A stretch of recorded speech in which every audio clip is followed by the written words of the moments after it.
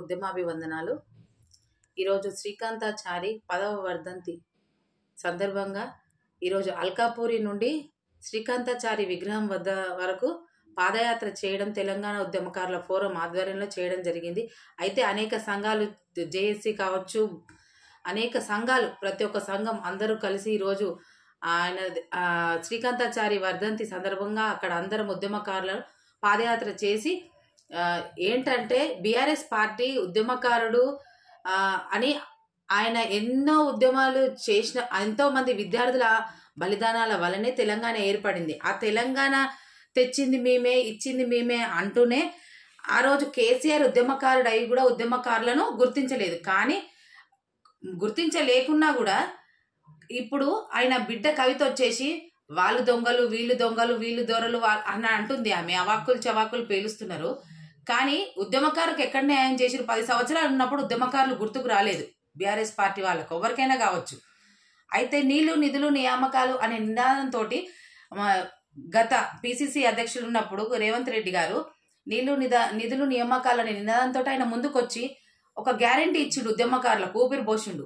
బానే ఉంది. అయితే కాంగ్రెస్ పార్టీలో మేము కూడా ఉన్నాము, దానికి అందరం మద్దతు ఇచ్చినాము. మొన్న ఎమ్మెల్సీ నవీన్ అన్న నిలబడ్డప్పుడు కూడా మద్దతు ఇచ్చినాము. శాసనసభ మన ఎమ్మెల్యే ఎలక్షన్స్ అప్పుడు కూడా అందరం మద్దతు ఇస్తూ వచ్చినాము. 2 సంవత్సరాలు పూర్తయింది. అయితే మా ఆవేదన ఒకటి అర్థం చేసుకోవడం లేదు ప్రభుత్వం. అదొకటే మాకు చాలా బాధాకరంగా ఉంది.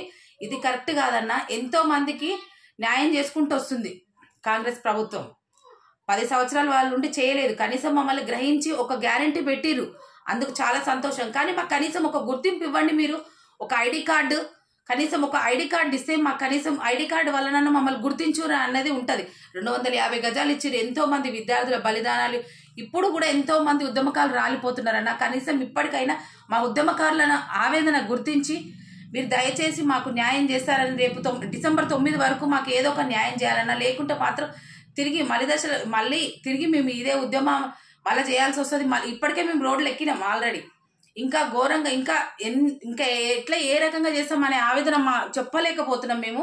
అంటే ఆ రకంగా ఇంకా ఇంతకు ముందు ఎట్లయితే రాస్తారోకాలు అవన్నీ ఎట్లా చేసినామో, వంట వార్పులు, ఇప్పుడు ఇంకా అంతకంటే ఎక్కువ చేస్తామన్న. మా ఆవేదన ఇప్పటికే అర్థమై ఉండాలి మీకు. దయచేసి మీరు గ్యారెంటీ పెట్టారు కానీ ఏం మాట్లాడడం లేదు. అందుచేతనే ఈరోజు ఈ వర్ధంతి సందర్భంగా అందరం ఉద్యమకారులను కలిసి మేము ఒకటే నిర్ణయం తీసుకున్నాం. డిసెంబర్ 9 లోపు మాకు డిక్లరేషన్ ఇవ్వండి, ఐడి ఇవ్వండి. మాకు గ్యారెంటీ పెట్టిరు. కేసులు అంటారు, ఓకే. ఆ రోజు కేసులు అన్నప్పుడు లోపల మొగోళ్ళని వేసిరు, ఆడోళ్ళు బయట ధర్నాలు చేసిరు. ఏడున్నారన్న ఆడోళ్ళ మీద కేసులు ఎక్కడున్నాయి? దయచేసి ప్రతి కాన్షియన్స్ నుంచి ఎవరో ఒకరు ఖచ్చితంగా ఉద్యమకారుడు ఉంటాడు. వాళ్ళని అనుసరించి మీరు వాళ్ళతో మీరు మాట్లాడి వాళ్ళ ఆధ్వర్యంలో ఎవరైతే చేసిరో వాళ్ళని కనుక్కొని మీరు ఒక ఐడి మాకు ఇస్తే చాలా బాగుంటదన్న. లోపల ఉన్నోళ్ళు ఉంటే బయట ఉన్నోళ్ళు ధర్నాలు చేసిండ్రన్న, అది మీరు మర్చిపోతురు. ఏమైనా కేసులు ఉంటే కేసులు లేనోళ్ళు పాపం చాలా మంది మహిళలు ఉన్నారు, నాయకులు ఉన్నారు, ఉద్యమకారులు ఉన్నారు, చాలా మంది ఉన్నారన్న. దయచేసి ఫస్ట్ మాకు ఐడి కార్డు, ఒక గుర్తింపు కార్డు ఇవ్వండి. ధర్నాలు చేసి చాలా ఇప్పటికే ఎంతో మంది ఉద్యమకారులు రాలిపోతున్నారు అన్న. ఇది మాత్రం దయచేసి మీరు గుర్తించాలి. అప్పుడు మాకు బాధలే, ఇప్పుడు రోడ్డు ఎక్కడం, ఇప్పుడు బాధలు తప్పలేవన్నా. ఎంతో మంది బలిదానాలు, విద్యార్థుల బలిదానాలు, ఎంతో మంది ఉద్యమకారుల ఇది వల్లనే ఈరోజు తెలంగాణ సాధ్యమైందన్న. ఆ రోజు సోనియమ్మ ఒప్పుకున్నందుకే ఈరోజు తెలంగాణ అనేది ఏర్పడింది. కేసీఆర్ అది గుర్తించకుండా ఆయన ఒక్కడు చేస్తేనే వచ్చింది తెలంగాణ అనుకుంటుండు.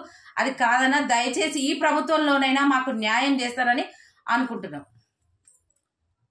ఇట్లు శ్యామల.